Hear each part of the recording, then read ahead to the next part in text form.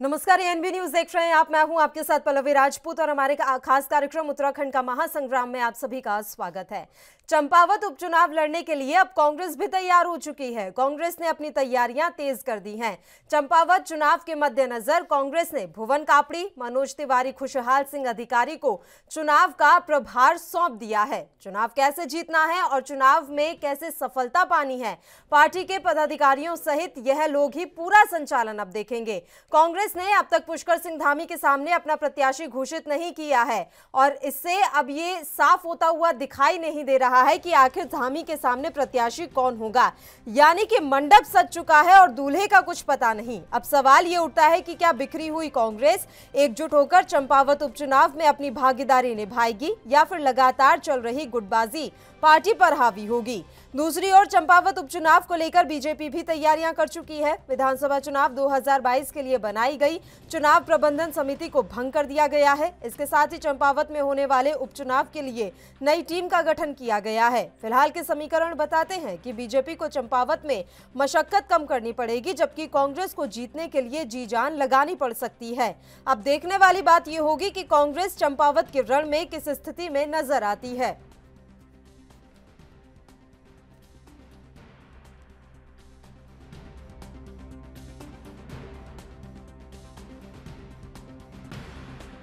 तीन बार के हमारे विधायक हैं, वरिष्ठ विधायक मनोज तिवारी जी और भुवन कापड़ी जी जो खटीमा से विधायक हैं, और साथ में अधिकारी जी खुशहाल सिंह अधिकारी जी जो बगल के ही क्षेत्र के विधायक हैं। तीनों को प्रभारी बना के वहाँ भेजा गया है ताकि वहाँ के जो हमारे सीनियर्स हैं उन सबसे बात करें। हिमेश खड़कवाल जी से भी बात करके ब्लॉक कांग्रेस कमेटी और जिला कांग्रेस कमेटी के कार्यकर्ताओं से बैठक करके निर्णय करेंगे कि हम कैसे बेहतर ढंग से चुनाव लड़ सकते हैं और प्रत्याशी कौन कौन लोग इच्छुक हैं। हिमेश खड़कवाल जी का किस तरीके का वो है, वो लड़ने के लिए किस तरीके से तैयार है। इन सभी चीज़ों पे वो लोग विचार विमर्श करके अपनी रिपोर्ट पीसीसी को प्रस्तुत करेंगे और हम लोग उस पर विचार करके, जैसे कल आपने देखा होगा वरिष्ठ जनों की हमने बैठक की थी, और वही जो रिपोर्ट्स होंगे उनको हम हाईकमान के संग डिस्कस करने के बाद चंपावत चुनाव में हमारी क्या रणनीति रहेगी, किसको हम चुनाव लड़ेंगे, फैसला। भाजपा के नेताओं ने आपके विधायकों को फिर से घेरना शुरू कर दिया है। खुशहाल सिंह अधिकारी का मामला जो है गलत दस्तावेजों को लेकर कोर्ट तक पहुंच गया है। क्या लगता है कि चुनाव हारने के बाद भाजपा के नेता इस तरीके के जो प्रोपेगेंडा चलाना शुरू कर देते हैं? खुशहाल सिंह अधिकारी के ऊपर बहुत लंबे समय से फड़त्याल जी जो है आक्रामक थे। जब वो विधायक थे पूरन फड़त्याल जी, तो भी खुशहाल सिंह अधिकारी के ऊपर कई किस्म का आरोप लगाने की कोशिश, जिला पंचायत के इलेक्शन में जो कुछ हुआ आप सबने देखा है। तो ये कोई नई चीज़ नहीं है और वो लगातार इस तरीके से खुशहाल सिंह अधिकारी के संग व्यक्तिगत दुश्मनी निकालने की कोशिश करते रहे हैं। और मजबूत आदमी हैं खुशहाल सिंह अधिकारी जी। जिला पंचायत में उन्होंने पटकनी देने का काम किया था। पिछले बार दुर्भाग्य से मशीन खराब होना और उसके बाद 200 वोटों से लगभग एक ही मशीन में हारना, जीती हुई सीट को, और इस बार वो जीत के विधायक बने। इस वाले विषय में भी वो साफ सुथरे बाहर निकल के आएंगे, ऐसा मेरा विश्वास है। बीजेपी के नेताओं का कहना है कि आप मुद्दों को पहले उठाते तो हैं, लेकिन जो अंजाम तक पहुंचाने के लिए आप जो है कारगर नहीं सिद्ध होते। सिर्फ जो आपने कुंभे की वो लोगों की जो भावना थी कि हमारा नेतृत्व पुष्कर सिंह धामी जी चंपावत से करे, जिससे कि हमारे रुके हुए काम आगे बढ़े और एक अच्छा लीडरशिप चंपावत को मिले। आज एक खुशी और जनता में और कार्यकर्ताओं पे एक जोश है और निश्चित तौर पर मैं दावे के साथ कह सकता हूं कि चंपावत से एक ऐतिहासिक विजय होगी। चुनाव एक फॉर्मेलिटी होगी। रिजल्ट आने के बाद निश्चित तौर पे वर्तमान पे उत्तराखंड में कांग्रेस कहीं पर है नहीं। कांग्रेस का कोई नाम लेवा भी आज के डेट में ऐसा नहीं लगता है और ये एक चुनाव फॉर्मेलिटी होगी। और जो धामी जी को आने के बाद लोगों पे एक जोश है, जो मुरादें हैं, जो हमारे रुके हुए विकास कार्य हैं, अब पूरे होंगे और चुनाव में बढ़ चढ़कर लोग हिस्सा लेकर एक तरफा धामी जी को विजय बनाएंगे, ऐसा मेरा मानना है।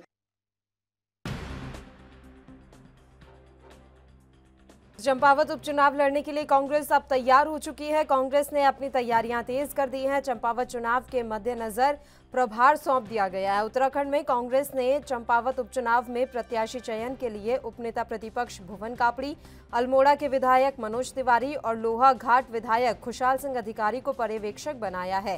तीनों पर्यवेक्षक की रिपोर्ट के आधार पर पार्टी के अधिकृत प्रत्याशी की घोषणा की जाएगी। मुख्यमंत्री पुष्कर सिंह धामी यहां से बीजेपी की ओर से चुनाव लड़ेंगे। प्रदेश कांग्रेस मुख्यालय में प्रदेश अध्यक्ष करण माहरा की अध्यक्षता में चंपावत उपचुनाव को लेकर बैठक हुई। बैठक में पूर्व मुख्यमंत्री हरीश रावत, नेता प्रतिपक्ष यशपाल आर्य, पूर्व मंत्री नवप्रभात, हीरा सिंह बिष्ट और दिनेश अग्रवाल, प्रदेश महिला कांग्रेस अध्यक्ष ज्योति रौतेला, राजीव गांधी पंचायत राज संगठन अध्यक्ष मोहित उनियाल ने भाग लिया। उपचुनाव को लेकर हुई बैठक में तय किया गया कि पार्टी उपचुनाव को एकजुट होकर मजबूती के साथ लड़ेगी। प्रदेश महामंत्री संगठन ने बताया कि चंपावत जिला कांग्रेस कमेटी पदाधिकारियों एवं कार्यकर्ताओं के साथ बैठक कर पार्टी प्रत्याशी के लिए सलाह ली जाएगी। पर्यवेक्षक इसी रायशुमारी के आधार पर रिपोर्ट तैयार करेंगे। करण माहरा ने कहा कि 28 अप्रैल से मसूरी में शहीद स्थल से उनकी गढ़वाल मंडल यात्रा शुरू होगी। यात्रा 9 मई को गंगा आरती के साथ समाप्त होगी। 6 मई को वह केदारनाथ धाम में बाबा केदार के दर्शन करेंगे। 8 मई को बद्रीनाथ धाम में दर्शन करेंगे।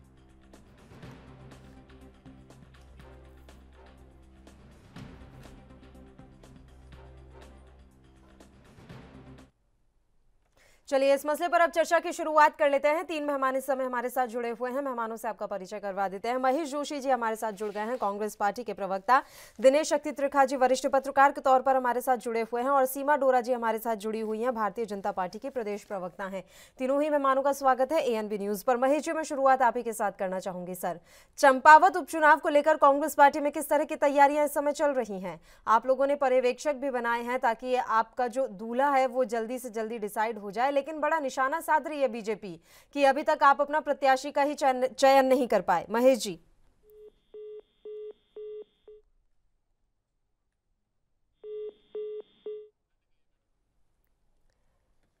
मेहमानों से हमारा संपर्क टूट गया, एक बार फिर से हम उनके फोन लाइन पैच करवा लेते हैं। तो आपको बता दें कि चंपावत उपचुनाव को लेकर तैयारियां जोरों शोरों पर चल रही हैं। कांग्रेस और भारतीय जनता पार्टी दोनों ही इस उपचुनाव में अपनी जी जान लगा देना चाहते हैं। मुख्यमंत्री पुष्कर सिंह धामी इसी सीट से चुनाव लड़ने वाले हैं, तो ऐसे में कांग्रेस पार्टी के लिए ये एक मुश्किल की घड़ी है कि किस तरीके से वो इन उपचुनावों में अपनी जीत दर्ज करवा पाती है। इसके लिए 3 बड़े नेताओं को चुनाव का प्रभार दिया गया है, यानी कि पर्यवेक्षक बनाया गया है। इसमें भुवन कापड़ी, मनोज तिवारी, खुशहाल सिंह अधिकारी का नाम शामिल है। ये तीनों चुनाव कैसे जिताना है और कैसे सफलता पानी है, इसका संचालन देखेंगे।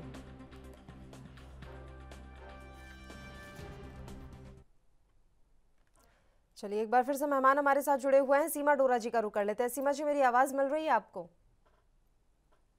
सीमा जी, अब कांग्रेस पार्टी बड़े जोश में आ गई है कि एकजुट होकर उन्हें वो चंपावत का उपचुनाव लड़ना है। इसके लिए 3 पर्यवेक्षकों की नियुक्ति की गई है। ये 3 पर्यवेक्षक रिपोर्ट सौंपेंगे कि कौन से प्रत्याशी को धामी के सामने खड़ा कर सकते हैं। सीमा जी। देखिए, कांग्रेस में तो वैसे इतनी टूट फूट है, लेकिन फिर भी अगर उनकी कोशिश है तो कोशिश करने में कोई हर्ज नहीं है। कोशिश करते रहने दीजिए उनको। बाकी भारतीय जनता पार्टी की पूरी तैयारी है और जोर शोर से हम लोगों ने इस बार पूरी एक ऐसा रणनीति तैयार करी कि जिसमें हार का कोई मतलब ही नहीं पैदा होता। तो जीत तो हमारी सुनिश्चित ही है, लेकिन फिर भी अगर उनकी कोशिश उन्हें करना चाहते हैं तो देयर इज नो हार्म। सवाल तो बड़ा ये है ना सीमा जी कि अभी तक इनकी लड़ाइयां खत्म नहीं हुई हैं और लगातार वो लड़ाइयां रह रहकर सामने आ रही हैं, तो उपचुनाव में कैसे एकजुट हो पाएंगे? हाँ, वही तो देखने की बात है कि और सबसे बड़ी बात यह है कि जब भी इनसे कुछ कहने की कोशिश करो तो ये लोग उल्टा दोषारोपण भारतीय जनता पार्टी पे करते हैं, जबकि इनको समझने की जरूरत है इस समय कि कांग्रेस में वाकई बहुत टूट फूट हो चुकी है और कांग्रेस को बहुत ज्यादा इससे नुकसान हो रहा है। कांग्रेस चाहती है कि विपक्ष के रूप में भी काम करती रहे। सत्ता में तो वो भूल जाए कि वो कहीं पर भी आ पाएंगे, लेकिन अगर वो विपक्ष, सशक्त विपक्ष, जिसकी बहुत बड़ी भूमिका होती है हमारे राष्ट्र में, सरकार चलाने के लिए बहुत महत्वपूर्ण होता है, लेकिन वो सशक्त विपक्ष भी नहीं की भूमिका भी नहीं निभा पाते, क्योंकि उनके आपस में ही हर समय लड़ाई झगड़ा लगा रहता है उनको, और वो लड़ते रहते हैं आपस में और उनमें कभी भी एक मत नहीं हो पाते। चाहे वो कहते हैं कि शीर्ष नेतृत्व जो तय करेगा हम करेंगे, लेकिन सहमत वो शीर्ष नेतृत्व के इरादों से भी नहीं हो पाते, उनके फैसलों से भी नहीं हो पाती। तो ये सोचने की बात है कि कमी कहाँ है। तो इसका मतलब कहीं ना कहीं कमी इनकी शीर्ष नेतृत्व में, जो इनको सोचना पड़ेगा कि उसको बदलने की सबसे ज्यादा जरूरत है। जो मैं बार बार कहती हूँ इनको इस चीज को, कि शीर्ष नेतृत्व को बदलने के बारे में सोचिए। एक हंसी का पात्र बन के रह चुके हैं। दोनों मेहमान भी अब हमारे साथ जुड़ गए हैं। महेश जी, आवाज मिल रही है आपको? जी मिल रही है। नमस्कार। नमस्ते सर। महेश जी, देखिए अभी सबकी निगाहें इसी बात पर हैं कि चंपावत उपचुनाव में आपका कौन सा प्रत्याशी सीएम धामी के सामने खड़ा होता है। अब एक बात यहाँ साफ तौर पर समझ में आ रही है सर कि इन उपचुनावों के लिए आपको जी जान लगानी पड़ेगी और अपने संगठन को बड़ी जल्दी एकजुट करना होगा। महेश जी, देखिए, इस संदर्भ में कल कांग्रेस पार्टी की मीटिंग थी, जिसमें कांग्रेस के सीनियर लीडर्स मौजूद थे, जिसमें हरीश रावत जी, नेता प्रतिपक्ष यशपाल आर्य जी, प्रीतम सिंह जी, ये सब लोग बैठ के इस पे चुनाव पे मंथन किया है और एक कमेटी का गठन किया, प्रभारी की नियुक्ति की है, जिसमें अल्मोड़ा के विधायक मनोज तिवारी जी और एक अधिकारी जी को वहाँ का प्रभारी नियुक्त किया है। अब इस पे अब काम होगा। जो लगातार कलेश की खबरें, अंतरकलह की खबरें सामने आ रही थी सर, उम्मीद कर सकते हैं कि अब ये खबरें आना बंद हो जाएंगी, कम से कम उपचुनाव तक के लिए? देखिए, कांग्रेस चंपावत चुनाव के लिए गंभीर है और गंभीरता से चुनाव लड़ेगी। वहाँ देखिएगा कि आप जिस तरह से खटीमा में कांग्रेस की जीत हुई है, उस तरह चंपावत में भी कांग्रेस की जीत होगी। दिनेश जी, मेरी आवाज मिल रही है सर आपको? दिनेश जी, क्या समीकरण देख रहे हैं अभी आप चंपावत के? चंपावत के समीकरण को अभी इन्होंने बनाने शुरू किए हैं कि इनके गठबंधन जो है, जो इनका अलग ग्रुप से इनका गठबंधन हो चुका है, जिसके अंदर प्रीतम सिंह जी, दिनेश अग्रवाल जी, जो अपना लालचंद शर्मा जी, आपके महावा जी ने बैठ के मीटिंग की है और उसके अंदर कई पोर्टलों के खिलाफ इन्होंने तहरीर भी दाखिल की है, जिससे कि इनको पता लग चुका है कि जो पोर्टल कांग्रेस के खिलाफ बोल रहे थे, वो तीनों पोर्टल कुमायूं के हैं, जिसमें से 2 पोर्टल में चंपावत के हैं। जो रिपोर्टिंग इनको पढ़ाई जाती थी, दिखाई जाती थी, वो कांग्रेस के खिलाफ बोल रहे थे।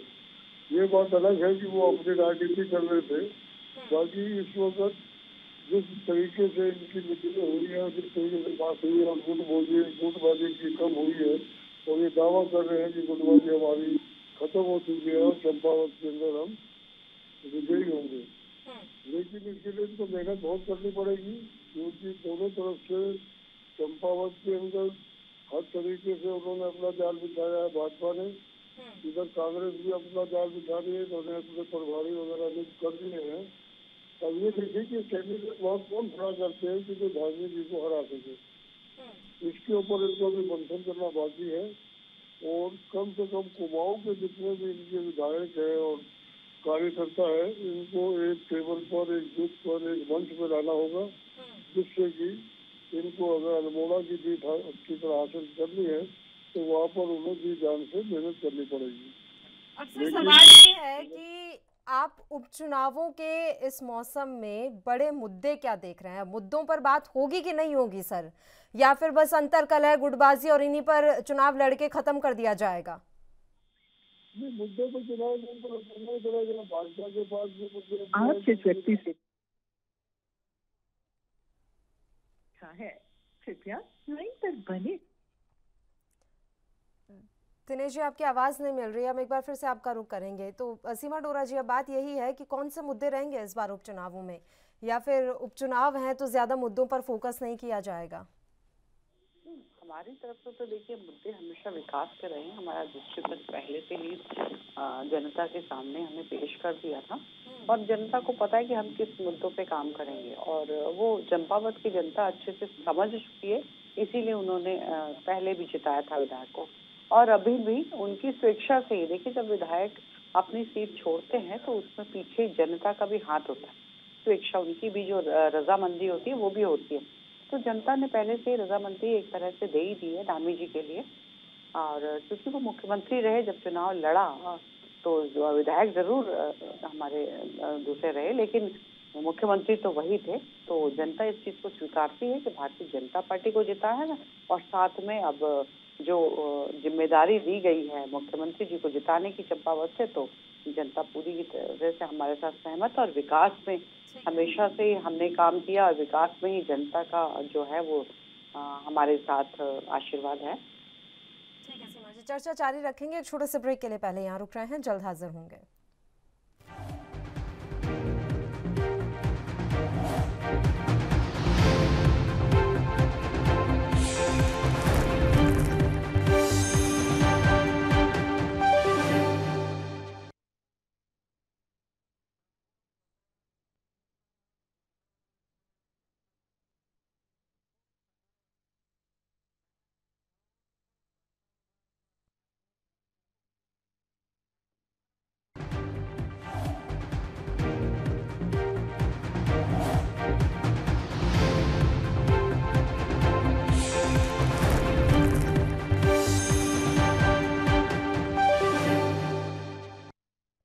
ब्रेक के बाद एक बार फिर से आप सभी का स्वागत है। एक बार फिर से हम चर्चा की शुरुआत कर लेते हैं। महेश जी, सुनने में आ रहा है करण माहरा गढ़वाल की यात्रा शुरू करने वाले हैं।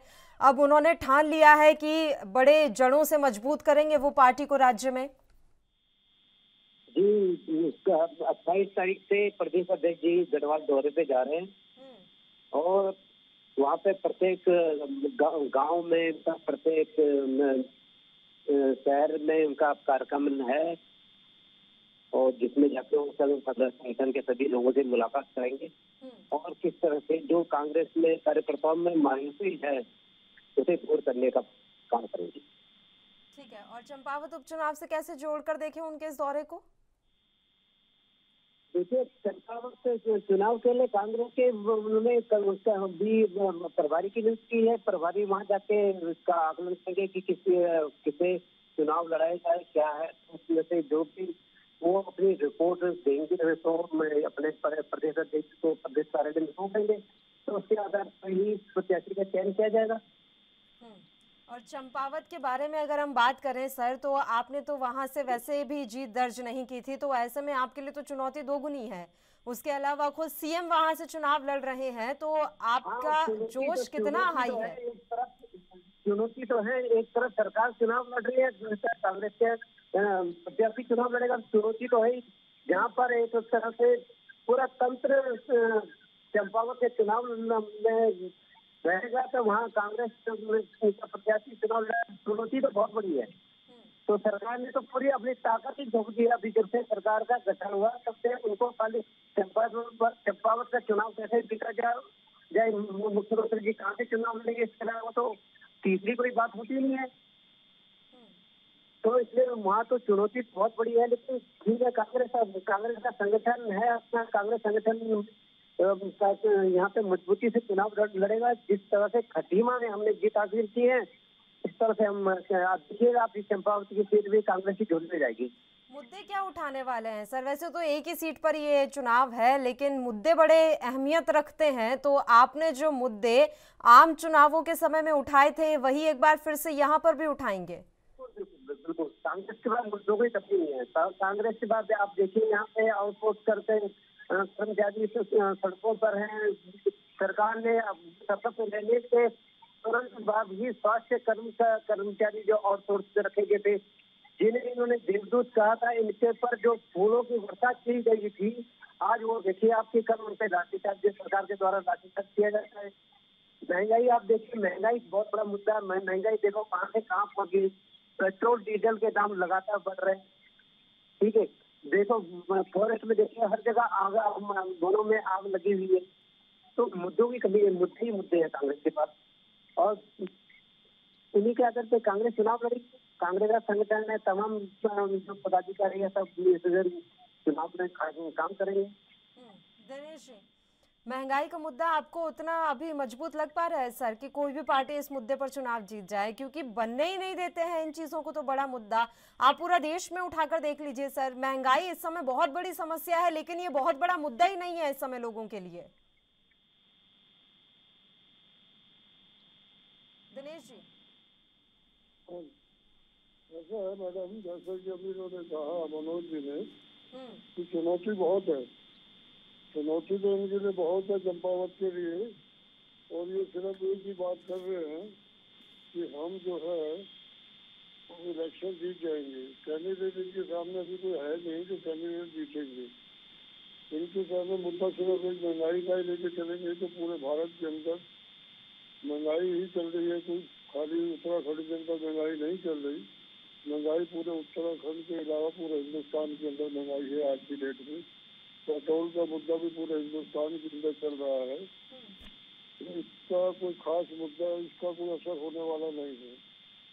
अगर कोई असर होगा तो ये जो असर होगा कि इनकी जो पुरानी हार है उस हार को अगर ये बचाने की कोशिश करेंगे और उसको जी जान से जनता के साथ घुल मिल कर बात करेंगे तो शायद वहाँ से ये चीज जीत पाए। और बाकी महाराज जी जो उनके अध्यक्ष है कांग्रेस के, उनको पूरी मेहनत करनी पड़ेगी। और जितने भी इनके पुराने हैं, हरीश रावत जी हैं या प्रीतम सिंह जी हैं, इन लोगों को जी जान की मेहनत करनी पड़ेगी। और जो इनके कार्यकर्ता है उनको भी जी जान से मेहनत करनी पड़ेगी। अगर ये सोचे कि सिर्फ हम महंगाई के मुद्दे पर इलेक्शन लड़ रहे, वो पॉसिबल नहीं है। बाकी भाजपा के पास इस वक्त कोई और मुद्दा है ही नहीं। विकास की बात करते हैं, पुरानी बातें करते हैं, इतनी हमने सीटें ले ली, इतनी सब कुछ है, बहुत अच्छी बात है। उन्होंने सीटें ली है, बहुमत उनके पास है और विकास किया है। लेकिन विकास ना तो धामी जी पहले 6 महीने जो रहे तो विकास का कोई ऐसा मुद्दा उठा सकते हैं जो दिखाई कि ये हमने विकास किया, और ना ही इस 1 महीने के अंदर कोई ऐसी बात उठा सकते हैं या बता सकते हैं जनता को कि हमने इस 1 महीने में हमने ये विकास किया। सिर्फ ये इस महीने में ये आए, सिर्फ ये इस बात पे आए कि चलो हम कभी बड़ी शहर से लड़ लेंगे तो कभी चंपावत से लड़ लेंगे, कभी पिथौरागढ़ से इलेक्शन लड़ लेंगे तो जहाँ से हमें अच्छा मिलेगा। बाकी चंपावत में पहले भी हारे हैं कांग्रेस। अब देखो कौन सा कैंडिडेट सामने लाते हैं कि वहाँ पे जीत हासिल कर सके ताकि धामी जी को हरा पाए। अब ये इनकी जो कूटनीति है उसको इस्तेमाल करते हैं या जनता की भावनाओं को लेकर चलते हैं, ये कांग्रेस ग्रुप अपनी एकजुटता दिखाकर बताएगा कि क्या होने वाला है। बाकी अपनी शर्त है, देखिए क्या होता है। हाँ जी, सीमा जी। कांग्रेस के पास और कोई मुद्दा ही नहीं है। और ऑलरेडी अगर इतना ही होता तो पहले जीत चुके होते हैं ना चंपावत से। ऑलरेडी जनता जो है वो इनको अस्वीकार कर चुकी है चंपावत से। तो चंपावत को तो खैर ये भूल जाएं, ऐसा कुछ नहीं है। और ना ही इनमें एकता है, एकजुटता है कि ये किसी तरीके से कोई मैजिक कर देंगे, कोई मिरेकल होने वाला नहीं है। और भारतीय जनता पार्टी ने हमेशा सर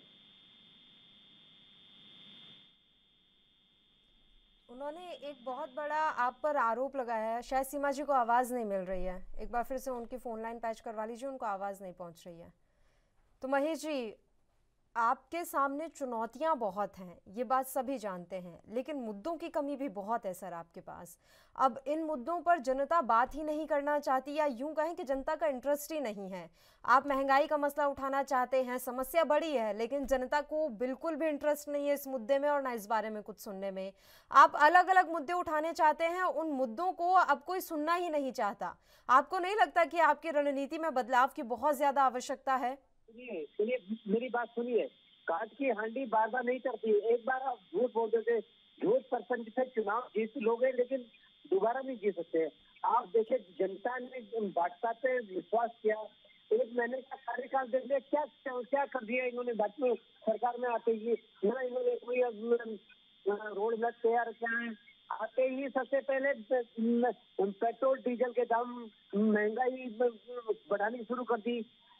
ये जो स्वास्थ्य कर्मचारी थे जो अवसर में बेचारे कोरोना काल में जिन्होंने प्रदेश को सेवाएं दी, उन्हें लगता था कि अब हमें सरकार आएगी तो हमें पक्का किया जाएगा। आज की तारीख में देखिए वो आज सड़क पे आंदोलन रहते हैं। यही हर विभाग में हर जगह है। देखो कहीं पे रोजगार के लिए वैकेंसी नहीं निकाली है सरकार ने 1 महीने में। हर तरफ देखो, आप देखना कि निराशा का वातावरण है सरकार के प्रति हो रहा है। लोगों में आक्रोश व्याप्त हांडी तो बार बार चल रही है सर, आप खुद ही देख रहे हैं, कब से चला आ रहा था।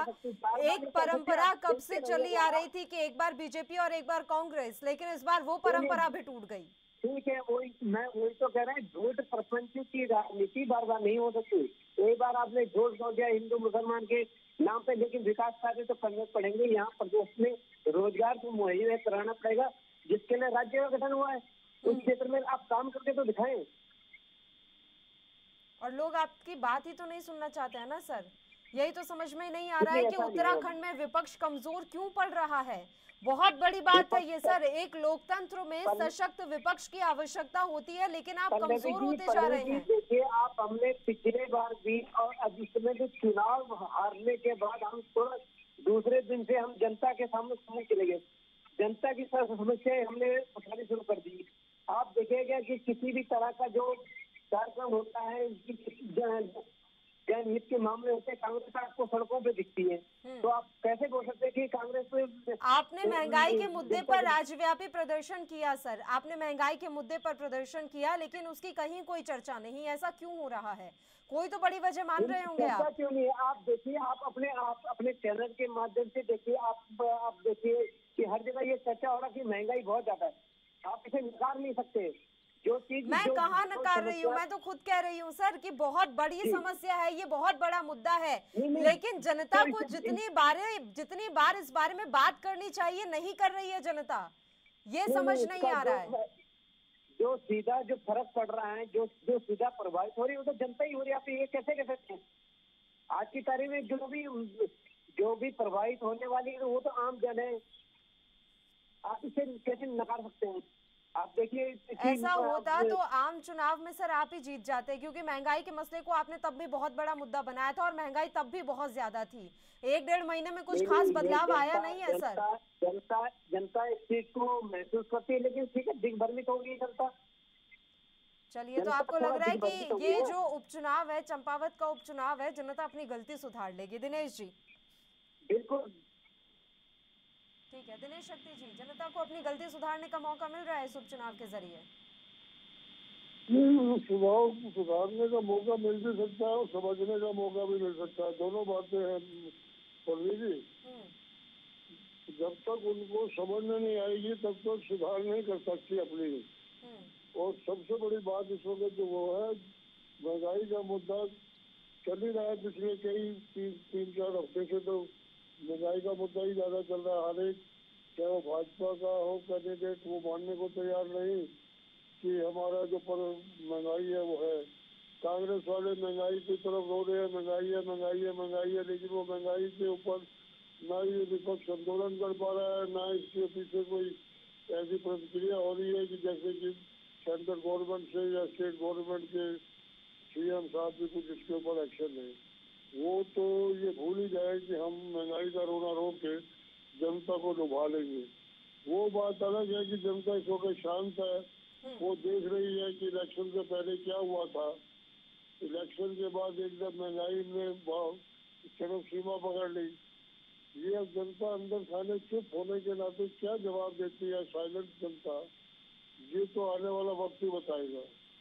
बाकी ये है कि ये जो बार बार जीत की बात कर रहे हैं, जीत की बात के लिए इनको कोई ऐसी बात तो ठोस बात तो करनी ही पड़ेगी ना, जो वहाँ की जनता की समझ में आ जाए और जो भाजपा के खिलाफ जाए।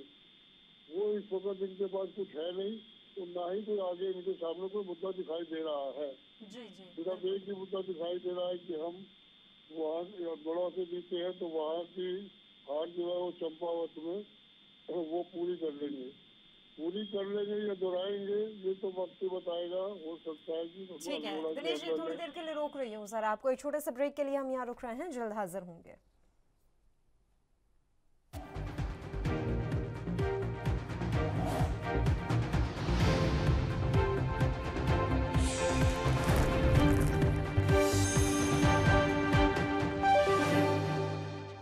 ब्रेक के बाद एक बार फिर से आप सभी का स्वागत है। चर्चा की शुरुआत कर लेते हैं। सीमा डोरा जी, धर्म संसद को लेकर सुप्रीम कोर्ट से फटकार पड़ी है उत्तराखंड को, तो एक बड़ा मुद्दा ये भी है कि किस तरीके से मजहबी विवादों में देश को उलझाया जा रहा है और इसमें उत्तराखंड भी पीछे नहीं है, छूता नहीं है उत्तराखंड भी।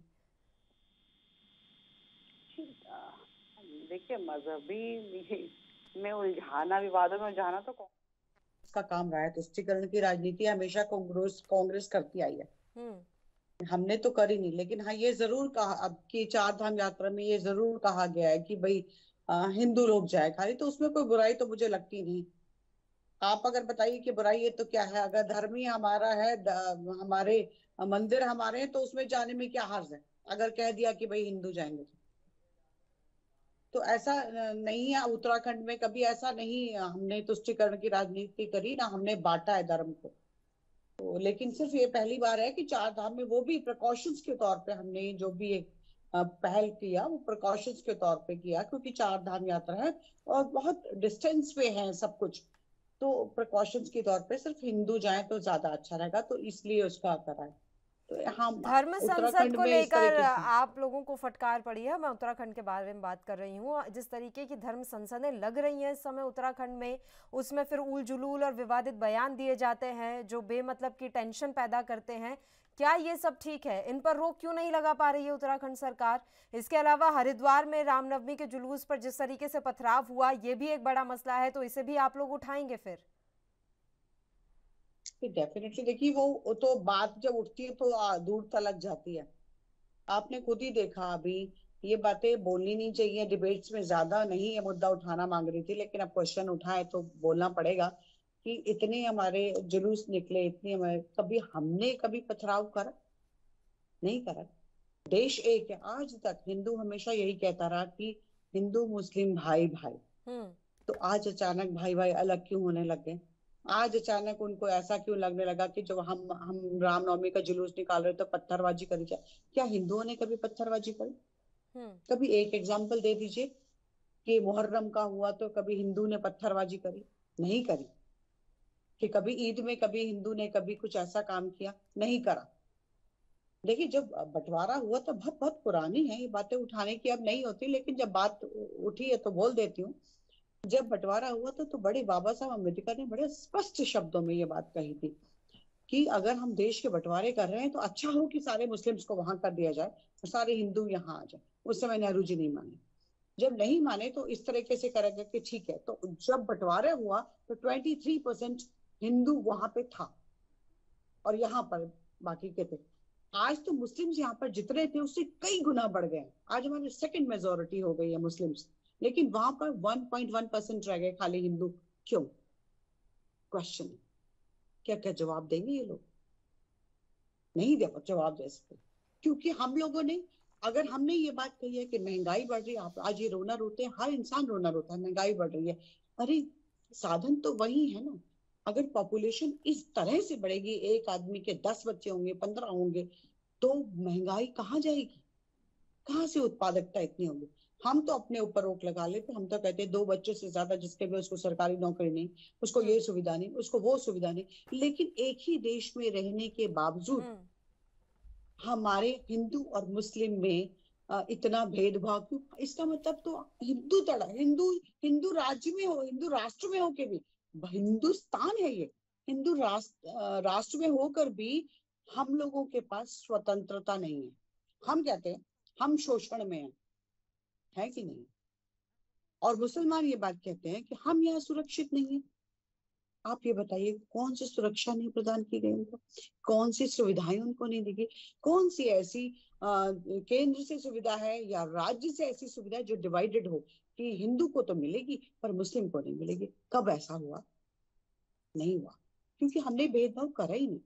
हम इतने ब्रॉड माइंडेड है, हमने, हमारा दिल और दिमाग दोनों बहुत विशाल है।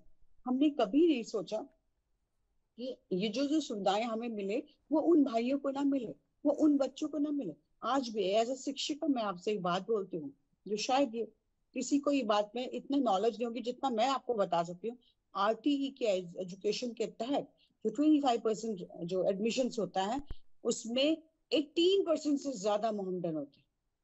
मैक्सिमम मोहम्मदन के बच्चे हमारे पास आते हैं, बड़े से बड़े स्कूल में पढ़ता है, क्योंकि 25% रिबेट मिलती है, आरटीई की उनको सीट्स मिलती।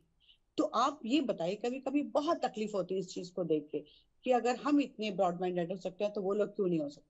अगर एक हमारे लिए एक कानून है तो दूसरे के लिए क्यों? एक शादी करता है तो एक 4 शादी कर सकता है?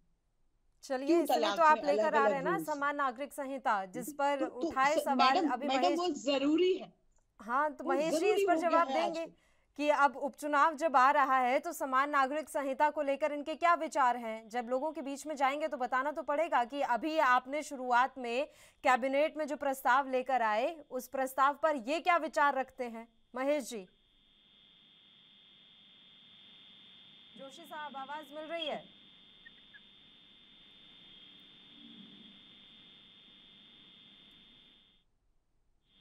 महेश जी तक आवाज नहीं पहुंच रही है। दिनेश जी, आपको मेरी आवाज मिल रही है? हाँ जी, मिल रही है। बताइए दिनेश जी, 2-3 सवाल हैं सर। एक तो धर्म संसद का मसला है, आज सुप्रीम कोर्ट से फटकार लगी है उत्तराखंड को कि इस तरह की धर्म संसदें किस तरीके से आयोजित की जा रही हैं उत्तराखंड में। इसके अलावा मजहबी विवाद लगातार पूरे देश में उठ रहे हैं, उत्तराखंड भी उससे अछूता नहीं है। समान नागरिक संहिता को लेकर उत्तराखंड सरकार बड़ी सुर्खियों में आई थी, तो इस बार के उपचुनाव में ये भी मुद्दा उठेगा सर? ये नागरिक सेवादारी जो इनका मुद्दा इन्होंने जो की कैबिनेट के अंदर पास कराया है, इस पर लागू करना सबसे पहले तो भारतीय जनता पार्टी को है। इसको लागू वो करेंगे, उस पर जो वर्क करना है, जो इन्होंने डिसीजन लेना है, खुद करना है। अभी जो सीमा जी ने कहा कि हमारे पास कई ऐसे लोग हैं जो मुस्लिम हैं, जो हमारे पास शिक्षा ग्रहण करने के लिए आते हैं, अच्छी बात है, शिक्षा दान करना एक अच्छा काम है। वो उनके पास आते हैं और उनकी सेवा करते हैं, ये उनके लिए मैं शुभकामनाएं उनको देता हूँ, अच्छी बात है। बाकी रही धर्म संकट वाली बात, शायद याद होगा आपको कि जब हमारे अटल बिहारी वाजपेयी प्रेसिडेंट थे और सीएम साहब थे हमारे मोदी जी गुजरात के अंदर, तो अटल जी ने मंच पर सीएम जी को कहा था कि आप धर्म की राजनीति ना छोड़िए, मतलब ना कीजिए धर्म की राजनीति, आप नागरिक की राजनीति कीजिए। उस वक्त जो है मोदी जी ने कहा था जैसा आप कहेंगे वैसा होगा, लेकिन वह हुआ नहीं। उसी बात को अगर मान के चलते हैं, उसी बात को अगर मान के चलते हैं तो वो राजनीति क्या करे ना, धर्म की राजनीति को छोड़ दे, एक नागरिक की राजनीति करे। हर नागरिक को एक नागरिक समझा जाए, न हिंदू समझा जाए न मुसलमान समझा जाए, तभी कामयाबी होगी। धर्म की राजनीति अगर करेंगे तो अभी तक आपने देख लिया कि धर्म की राजनीति के अंदर किसको फायदा हो रहा और किसको फायदा नहीं हो रहा। मैं इसको नहीं कहूँगा तो सीमा जी को बुरा लग जाएगा, वो कहेंगे कि आप भी कांग्रेस की भाषा बोल रहे हो। मैं कांग्रेस की भाषा नहीं बोल रहा, मैं जनता की और नागरिकों की भाषा बोल रहा हूँ कि जनता के अंदर आज हम ऐसे लोग हैं जिनके पारिवारिक संबंध भी मोमडनों के साथ है, मुसलमानों के साथ है, और मुसलमानों के भी संबंध हमारे साथ है।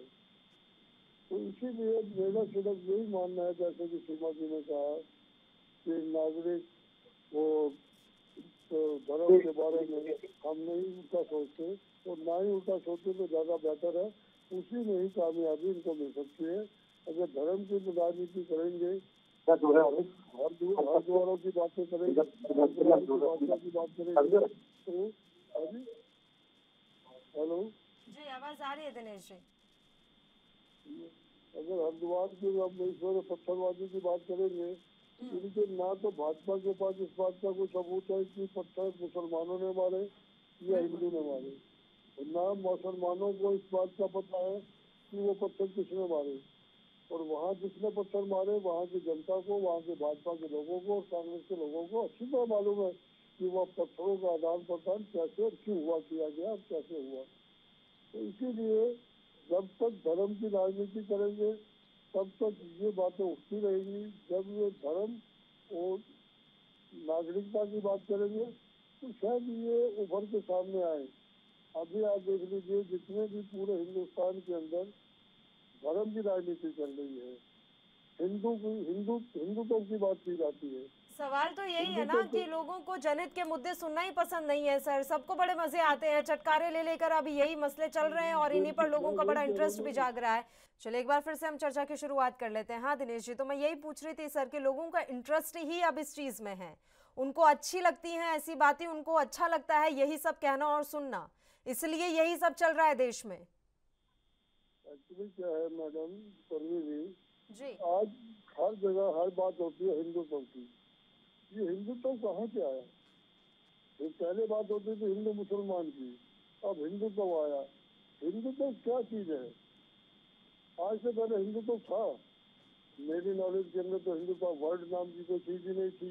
एकता होती थी, भाईचारा वाली बात होती थी, हिंदू मुस्लिम एकता होती थी, हिंदू मुस्लिम सिख ईसाई भाई भाई होते थे।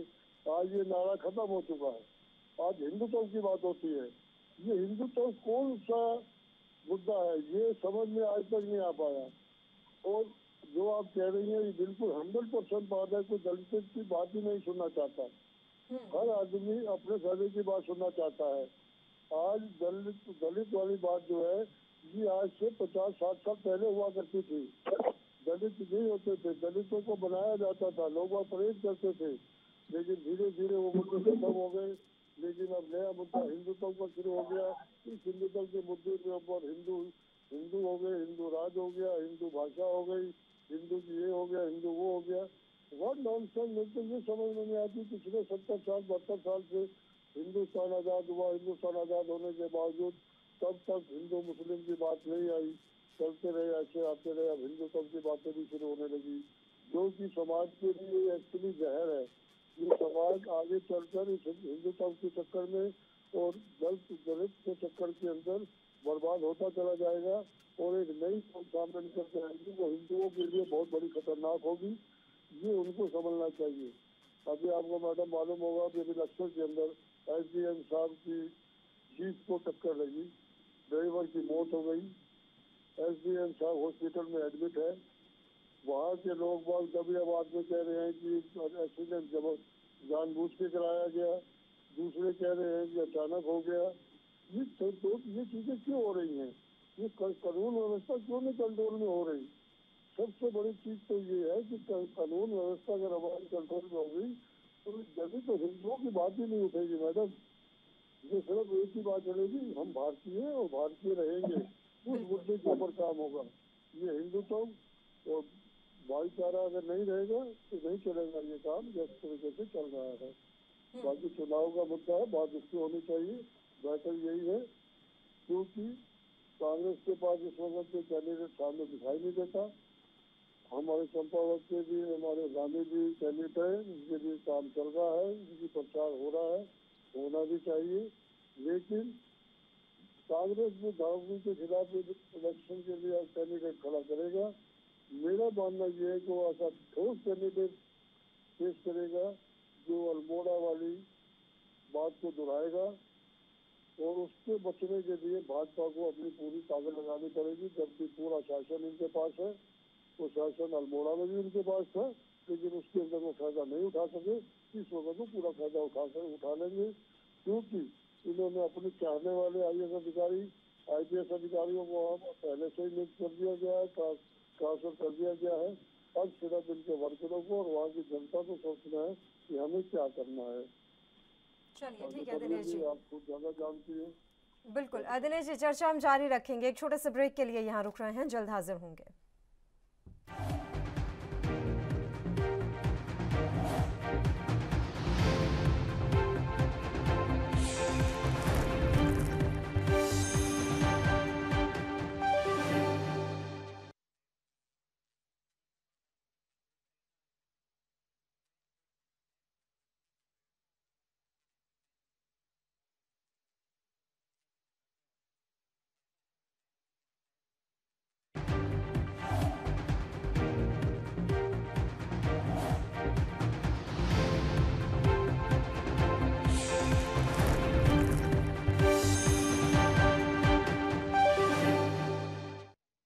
ब्रेक के बाद एक बार फिर से आप सभी का स्वागत है। सीमा जी, अभी महेश जी सवाल उठा रहे थे आउटसोर्स कर्मचारियों को लेकर कि उनको आपने वादा किया था कि उन्हें पक्का कर दिया जाएगा, लेकिन अभी तक उस वादे पर कोई काम नहीं हुआ है।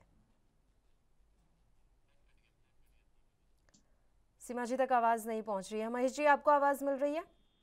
हाँ जी, आपकी आवाज आ रही है? जी सर, एक तो आउटसोर्स कर्मचारियों का मसला है ही, उसके अलावा हम सर धर्म संसद और मजहबी विवादों के बारे में भी बात कर रहे थे। देखिए, जो भाजपा की जो कोशिश है वो ये है कि जो मूलभूत मुद्दे हैं प्रदेश के उससे ध्यान भटकाने के लिए इस तरह के सरपंच भाजपा करती आई है। आप देखिए 4 धाम यात्रा में आप ये बताइए कि जनता को हम क्या सुविधाएं देंगे। जो यात्री आएंगे उनकी सिक्योरिटी होनी चाहिए कि भाई उनकी यात्रा जो भी सुगम होगी, उन्हें यात्रा में किसी भी तरह का व्यवधान नहीं आएगा, उसके बारे में वो कोई बात नहीं करते। 4 धाम यात्रा में हिंदू ही आते हैं, कोई और थोड़ी आता है, ये तो सबको पता होना चाहिए। आप पूरे देश को क्या संदेश दे रहे हैं? जी, आउटसोर्स कर्मचारियों को लेकर सर अभी तक उनकी समस्याओं का भी समाधान नहीं हो पाया है। दुर्भाग्य है, प्रदेश का दुर्भाग्य है। राज्य का निर्माण जिस मूल भावना के लिए हुआ था उसकी अनदेखी की जा रही है। आप देखिए जिसकी कोरोना के टाइम पे ये हेल्थ वर्कर जो फ्रंट लाइन वर्क, जिसमें परिजन भी अपने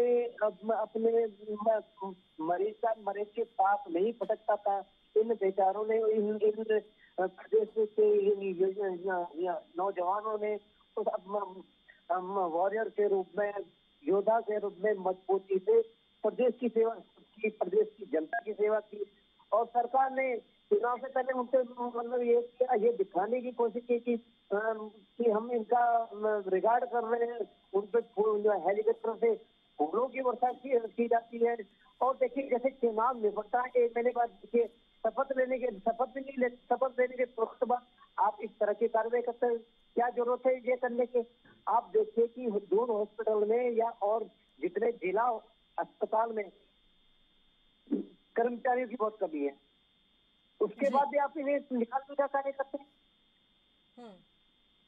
सीमा जी,